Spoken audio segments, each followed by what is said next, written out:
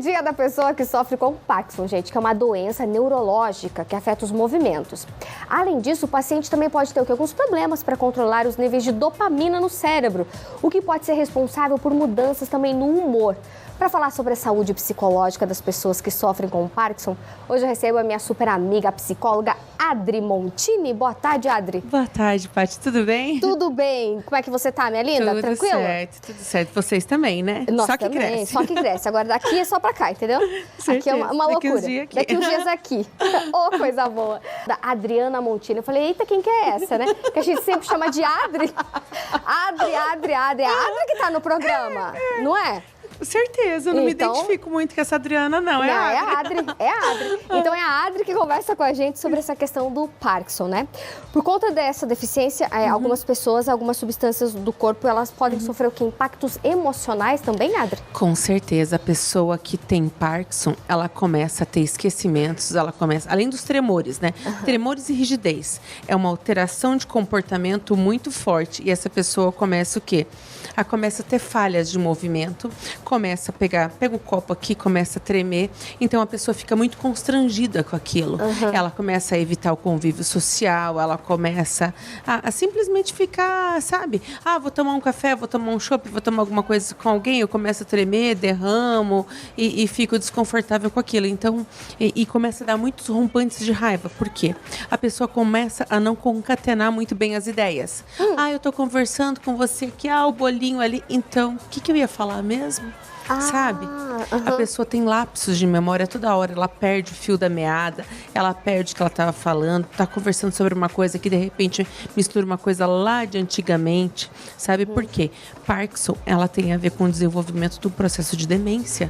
Então é muito sofrido para as pessoas que começam a ter Parkinson e principalmente para familiares. Entendi. E o Parkinson geralmente afeta que idade? Paty, infelizmente é uma doença que a gente não sabe de onde vem, ela não tem uma fundamentação genética e às vezes começa com pessoas com 40 anos já começam a ter tremores.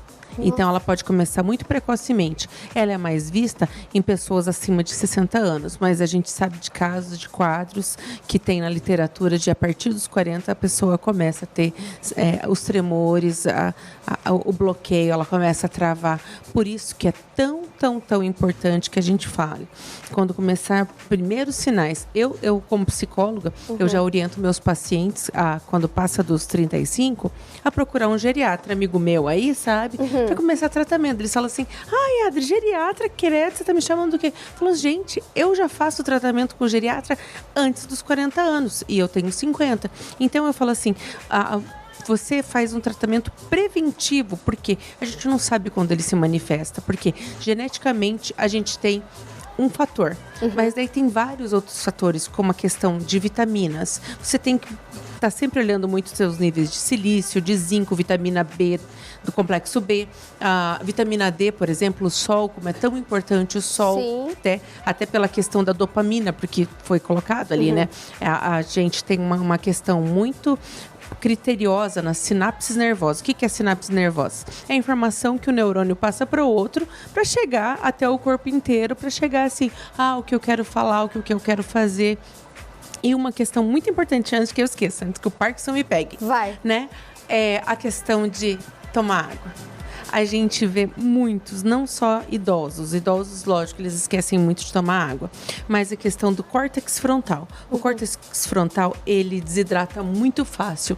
Então, a gente precisa de respostas rápidas, é o nosso córtex frontal. Então, a gente pega exames neurológicos e de imagem, que essa parte do idoso começa a secar, sabe, vira uma maracujá de gaveta? Sério, Adri? Vira. E a gente pega peças de laboratório, que eu fiz neuropsicologia, né? As peças de laboratório dos cérebros de gente idosa falecida, tá, gente? Pelo amor de Deus. Os falecidos lá que a gente pegou o cérebro e abriu, essa parte do córtex frontal estava completamente desidratada. Olha só, menina. Por isso é tão importante uma equipe multidisciplinar que atenda. Pra esse cuidado. Adri, eu não tenho grana para isso, não sei o quê. Gente, vamos faculdades aqui da cidade, tem algumas instituições que dão amparo ao grupo de idosos. Nesse grupo de idosos tem, além do exercício físico, que é primordial, principalmente para a questão da rigidez, dos tremores, libera serotonina, libera endorfina, libera neurotransmissores, muito importante, porque a dopamina é um hormônio que está junto com tudo aquilo ali. E dentro deles, os neurotransmissores que fazem parte disso, faz o quê? A pessoa se sentir igual. Porque vai ter outras pessoas com Parkinson, vai ter outras pessoas com outros tipos de doença, vai ter outras pessoas. Ela precisa de um grupo de apoio, não só da rede de apoio em casa, de uma esposa que cuide, porque é muito mais comum homens ter Parkinson do que mulher. Muito mais comum, o índice é muito mais alto. Mas assim, é muito mais comum você ver uma mulher cuidando do homem com Parkinson do que um homem cuidando de uma esposa, sabe? E tem até a questão de homens falecerem primeiro. Então, assim, a gente tem que ter o cuidado. Vá para o grupo de idosos, faça-se esse amparo multiprofissional que tem nesses grupos, sabe? Se cuide, porque assim, velhice, todo mundo vai chegar à velhice, mas se a gente conseguir chegar com mais qualidade... Melhor. Porra, melhor, né? Isso, e por falar em rede de apoio, já que você falou ali, por exemplo, a família também nesse momento, ela é primordial e ela também sofre junto com essa pessoa. Sim, e principalmente... A família de uma pessoa com Parkinson, uma pessoa com demência, ela precisa de tanto ou mais cuidado psicológico do que a própria pessoa. Porque a pessoa, de repente, ela não está entendendo, ela não está concatenando as ideias. É para eu falar para esse familiar, fulana, o seu pai, o seu avô que está com Parkinson em casa, vai falar um monte de coisa. E vai ficar brabo com, às vezes, ele não está entendendo e não está conseguindo falar a frase que ele quer. Peraí, pai, peraí, vô, você está falando isso? É isso que eu entendi que você está querendo me dizer? Sabe, pergunta para a pessoa se ela está entendendo aquilo que você está falando. E às vezes você vai ter que repetir mais de 1, 2, 3, 4, 5 vezes aquilo que você está falando para a pessoa concatenar a ideia, para a pessoa compreender aquilo que você está falando. Por quê? É um grande problema das sinapses nervosas e um problema no hipotálamo, que ele não está conseguindo mais reagir o que quer compreender aquela frase, o que quer dizer aquela frase. E daí nessa família, ela é fundamental para entrar, para exercer principalmente a paciência, né, Adri? Sim.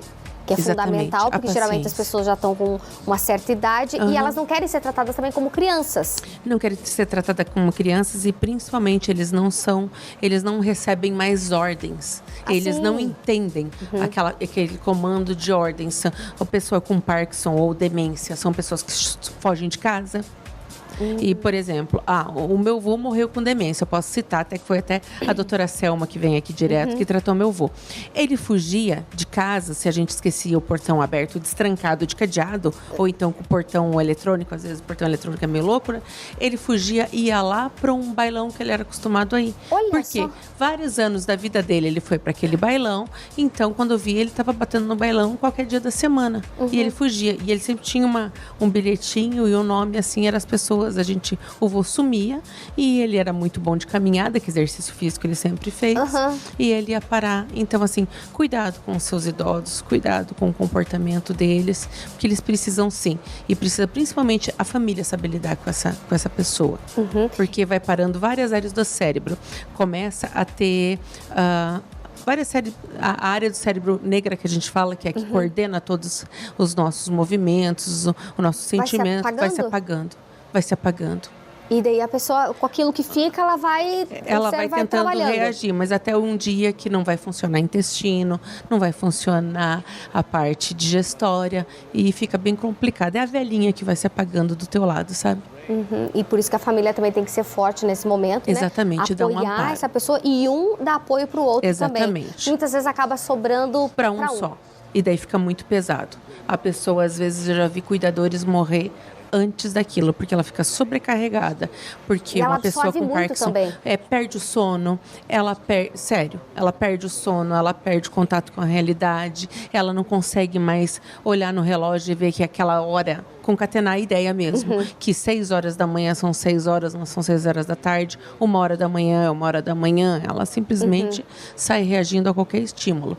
Aqueles que cozinham, começam a cozinhar à meia-noite, 1 hora da manhã, tem relatos de familiares. Olha só, gente, então, se você talvez está passando por essa situação, quer falar mais sobre esse assunto, né? Às vezes você viu aqui no Vitrine, que aqui a gente dá aquela pincelada no assunto, né? A gente fala um pouquinho ali sobre o assunto. Mas se você quiser se aprofundar mais, saber mais sobre também.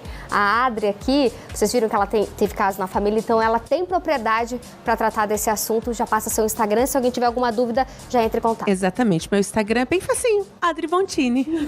Isso aí, minha linda. Eu quero mandar um beijo pro pessoal lá de Foz do Iguaçu, Sheila Makoski, as irmãs Dani, Débora e a mãe delas, Dona Neuza. Um beijão pra vocês. Saudades. Elas mandaram um recado agora no Instagram.